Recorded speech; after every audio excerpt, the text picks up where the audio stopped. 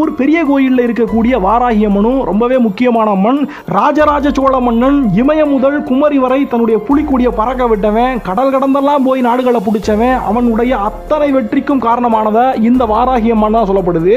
ராஜராஜ சோழனுடைய முக்கியமான தெய்வமாக, இஷ்ட தெய்வமாக, அவனை காக்கக்கூடிய தெய்வமாக, அவனுக்கு வெற்றி கொடுக்கக்கூடிய தெய்வமாக இந்த வாராகி அம்மா தான் இருந்திருக்காங்க.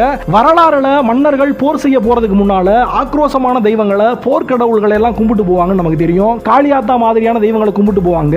ஆனா ராஜராஜ சோழன் கும்பிட்டு போன ஒரு தெய்வம் இந்த வாராகி அம்மா தான். இப்ப கூட பெரிய கோயில்ல இடது புறத்துல இந்த அம்மாவுக்கு தனி சன்னதி அமைக்கப்பட்டிருக்கு. எப்படி பிள்ளையாரப்பாவை முதல்ல கும்பிட்டுட்டு கோயிலுக்குள்ள மெயின் சாமியை பார்க்க போவோமோ, அதே மாதிரி இங்க பெரிய கோயில்ல முதல்ல இந்த வாராகி அம்மாவை கும்பிட்டுட்டு தான் மற்றவங்க எல்லாம் சாமியை பார்க்க போறாங்க. இப்படி தஞ்சாவூர் பெரிய கோயில்ல இந்த வாராகி அம்மாவுக்கான ஒரு சன்னதி எப்படி உருவாச்சு அப்படிங்கிறதுக்கு பின்னால ஒரு சுவாரஸ்யமான கதை இருக்கு. அதாவது பிரகதீஸ்வரருக்கு சிவபெருமானுக்கு ஒரு